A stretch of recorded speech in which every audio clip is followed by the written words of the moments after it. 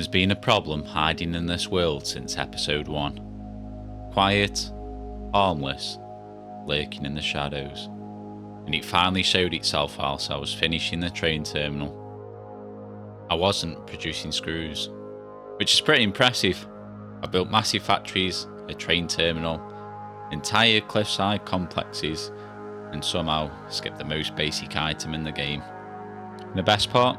I did originally have a constructor producing screws, just one, back when I built the Frank, supposed to quietly tick away and build up a buffer for my dimensional storage, but somewhere along the way, it got lost. I didn't notice it, I didn't question it, till I tried to place an awesome shop to act as a ticket booth in the terminal, and then it hit me. So today, we're fixing the one mistake that's been haunting this world since day one, and we're doing it in style. A screw factory, a small modern villa tucked between the cliffs and the coast. It's a smaller build, but honestly, it might be one of my favourite. So sit back, grab a drink. This is the Kytherion. So I started off by laying the ramp foundations into this natural sunken area. When I'm building, I think reading the terrain is everything. If I'd flatten the area, we'd kind of lose the natural driveway the terrain was giving me, and I wouldn't have this kind of interesting shape leading into the build.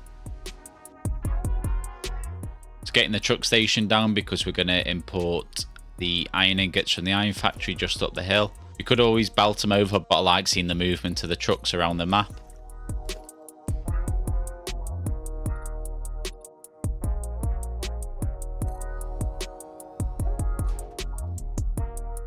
Then just bringing over the semi-transparent roof blueprint from the terminal build I made last episode. And just deleting the alternate slats just to let a bit more natural light in.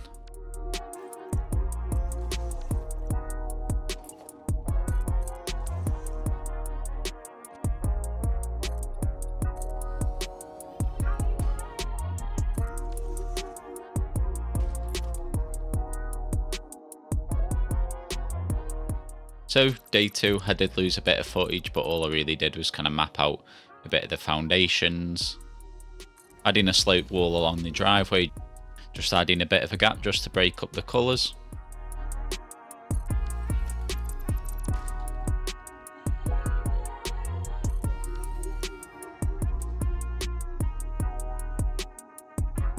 Then after building the terminal last episode, I really wanted to use the curving beams in this build. So I'll go ahead and get a curving beam over the entranceway. So now the front of the build was kind of shaped in, it was time to move around the back. And like I said before, I just got in some foundations at different heights, just kind of respecting the terrain height. So now it's just a case of connecting the different heights. And I feel like working this way, just kind of respecting the terrain, it just naturally makes for more interesting builds. It doesn't matter kind of how big or small the factory, if you've got elevation changes in your build, it'll just make for way more interesting factories. Nice sweeping foundation from the front entrance to the main body of the building.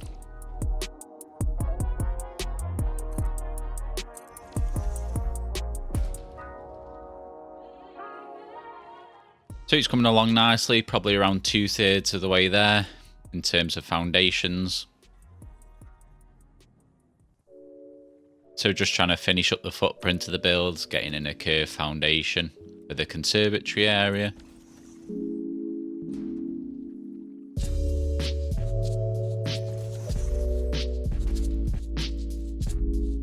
And then just working on the pool area.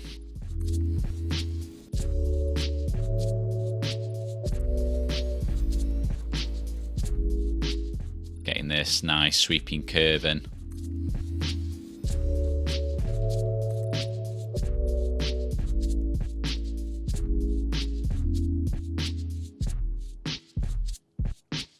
And then just making the pool into more of a natural shape just to match the external curves.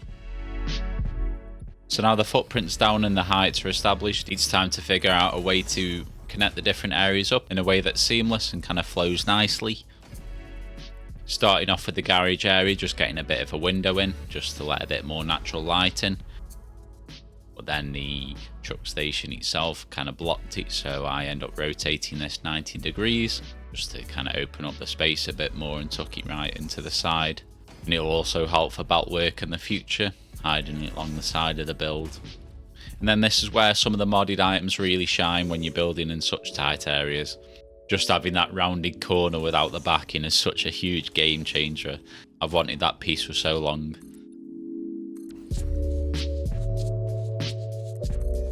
Just adding a bit of polish to the garage before we move on, and then actually making sure the tractor actually fits in.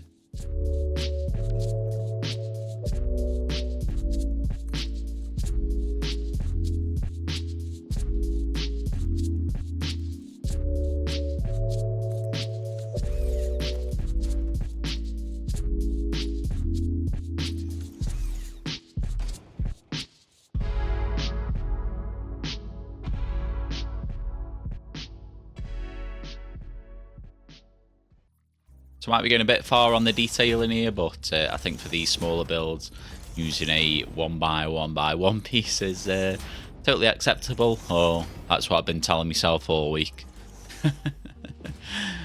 Oh, save me. What have I done to myself?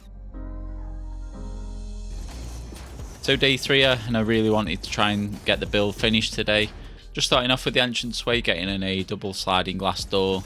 Again, the modded items are coming in clutch. And you can find all the links down below for the mods, or you can find the Satisfactory mod manager profile pinned in the Discord channel, and the link for the Discord is also down below.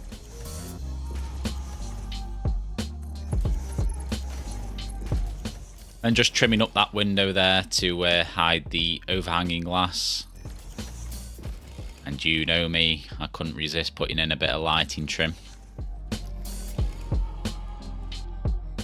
Beautiful.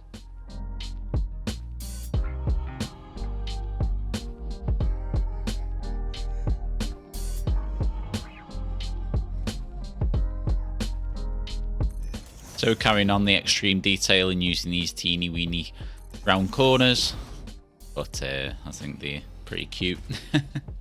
Just getting some glass in here.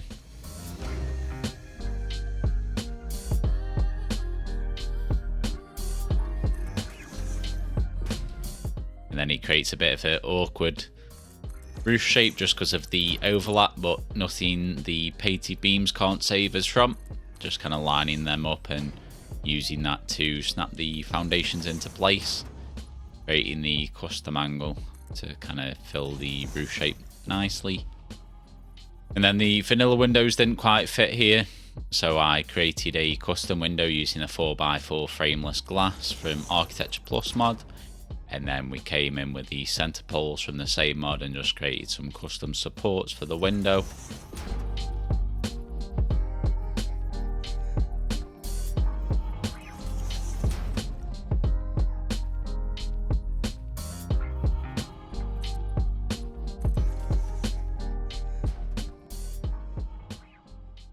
So, as you can now tell, I didn't get it finished in day 3, and probably one of the reasons for that is I'd been putting off deleting this conservatory. I'd kind of not liked it since I put it down. I didn't like the roundedness, so after 3 days of procrastination, we finally get rid.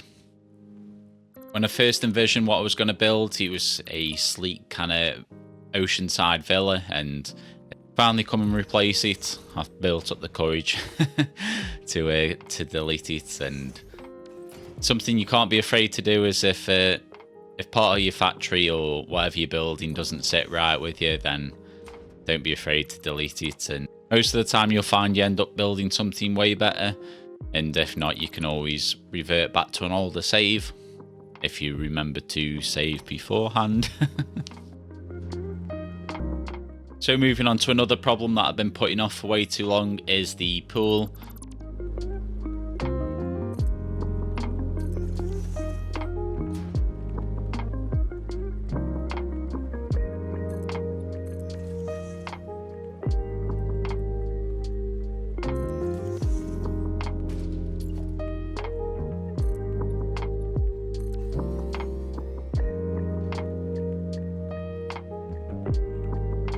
What the hell is even that?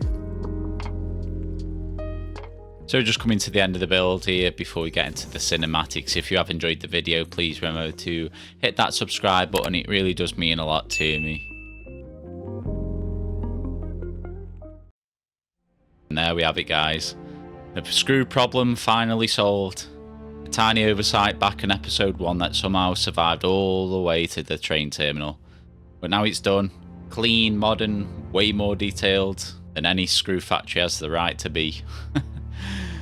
Next episode, I hope to take on oil. It's going to be the most challenging, complex build I've ever done in this world. It's going to be combining all the techniques and tricks we've learned so far, as well as putting some new ones into practice. But there's one tiny problem. I'm not actually sure I've got enough power for it, which is not ideal. So before I can even touch oil, I might need to rethink my entire power setup. This is going to go very wrong very fast. Either way, the next chapter is going to be huge. But honestly, this series wouldn't be half as fun without sharing it with you guys. The mistakes, the wins, and the absolute chaos in between.